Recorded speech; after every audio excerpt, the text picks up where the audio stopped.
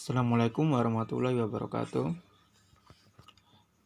Kami dari kelompok 7 akan menjelaskan tentang komunikasi yang terdiri dari Muhammad Saifullah, Said Ramadan, Rizky Ihsanul Hidayat, Zaidan Nazi, dan Istiqomah. Pengertian komunikasi. Pengertian komunikasi dapat dimaknai sebagai jalannya proses di mana seseorang maupun sekelompok orang menciptakan serta menggunakan sejumlah informasi agar saling terhubung dengan lingkungan sekitar. Secara umum, komunikasi dapat dilakukan secara verbal, serta dapat dipahami oleh kedua belah pihak yang berkaitan. Tujuan komunikasi. Yang pertama, agar hal yang disampaikan bisa dimengerti dengan cukup baik. Dengan adanya definisi komunikasi di atas, maka akan menghindarkan diri dari kesalahpahaman. Yang kedua, agar mampu memahami maksud perkataan orang lain.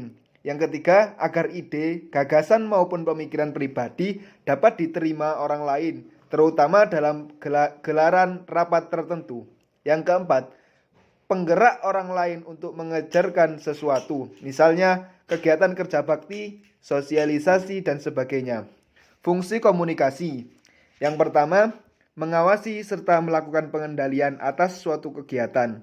Yang kedua, sebagai motivasi untuk orang lain. Yang ketiga, guna mengambil suatu keputusan yang tepat. Yang keempat, untuk melakukan kegiatan tertentu. Yang kelima, sebagai bentuk ekspresi.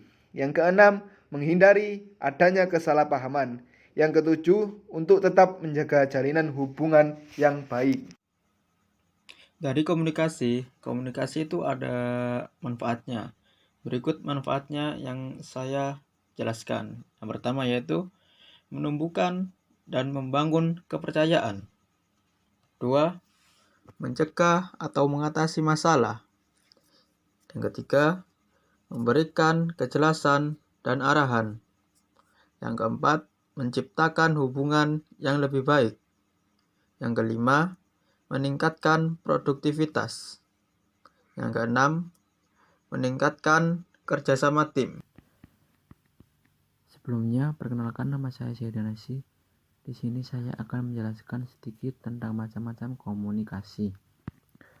Seperti yang sudah diketahui secara luas, bahwasanya manusia itu makhluk sosial, bukanlah makhluk individual yang memiliki kebutuhan untuk saling berkomunikasi dengan lawan jenisnya.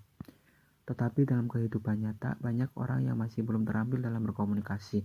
Oleh karena itu, perlu kiranya kita mengenali berbagai cara dalam penyampaian informasi.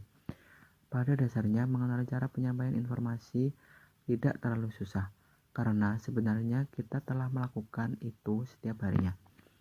Berikut kami paparkan beberapa macam komunikasi. Yang pertama, komunikasi menurut komunikasi berdasarkan penyampaiannya. Adapun macam-macam komunikasi berdasarkan penyampaiannya terbagi menjadi dua, yakni komunikasi lisan dan komunikasi tertulis. Komunikasi lisan adalah komunikasi yang terjadi secara langsung dan tidak ada batas jaraknya. Contoh, rapat, wawancara, atau dua orang yang sedang mengobrol. Atau dalam sisi yang lain juga terjadi secara tidak langsung karena terpisahnya jarak. Contoh, berbicara lewat telepon atau video call. Yang kedua yakni komunikasi tertulis. Komunikasi tertulis ini sudah sangat familiar pada zaman kita sekarang ini. Bisa melalui WhatsApp, BBM, atau komunikasi melalui DM IG, dan lain sebagainya. Atau juga yang klasik yaitu melalui surat. Dalam contoh yang lain ada dalam bentuk naskah, gambar, atau foto yang diberi tulisan atau kata-kata. Atau yang termasuk juga adalah spanduk. Spanduk yang biasa digunakan untuk menyampaikan informasi kepada banyak orang. Dalam komunikasi tertulis ini ada hal yang harus diperhatikan dalam berkomunikasi, yaitu sebaiknya dipertimbangkan maksud dan tujuan komunikasi itu sendiri. Selain itu juga harus dipertimbangkan resiko dari apa yang ditulis. Misalnya, amankah tulisan ini, atau mudah dimengertikah tulisan ini, dan lain sebagainya. Adapun macam-macam komunikasi yang kedua, yakni komunikasi berdasarkan tujuan.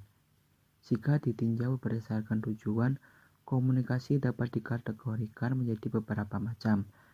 Misalnya, atau contoh pemberian saran, pidato, perintah, ceramah, maupun wawancara.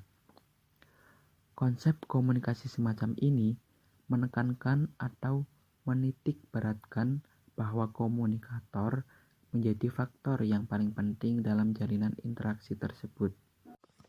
Yang ketiga, komunikasi berdasarkan ruang lingkup. Dalam komunikasi ini ada internal dan eksternal. Yang A, internal komunikasi. Internal merupakan jenis komunikasi yang terjadi dalam ruang lingkup organisasi maupun perusahaan. Contohnya, interaksi antar individu yang ada dalam ruang lingkup tersebut. Komunikasi internal bisa berupa komunikasi vertikal, horizontal, maupun diagonal. B. Eksternal. Komunikasi eksternal merupakan komunikasi yang terjalin antar organisasi maupun masyarakat dalam berbagai macam bentuk. Misalnya, konferensi pers, pameran, publikasi, siaran televisi, maupun bakti sosial. Komunikasi berdasarkan aliran. Dalam komunikasi ini ada beberapa arah. Yang pertama, A. Komunikasi satu arah, yaitu komunikasi yang berasal dari salah satu pihak saja. B. Komunikasi dua arah, yaitu komunikasi yang mempunyai sifat paling memberikan timbal balik.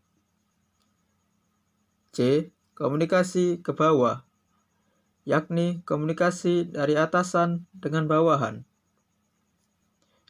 D. Komunikasi ke atas, yaitu komunikasi yang berasal dari seorang bawahan kepada atasan. E. Komunikasi ke samping, yakni komunikasi yang terjalin di antara beberapa orang pada kedudukan setara. Sekian dari kami dari kelompok 7. Mungkin ada beberapa pertanyaan, kita menyediakan 3 pertanyaan saja. Silakan pertanyaan itu bisa dilanjutkan di grup WhatsApp. Apabila presentasi kami ada suatu kesalahan, mohon dimaklumi dan dimaafkan. Sekian, terima kasih. Wassalamualaikum warahmatullahi wabarakatuh.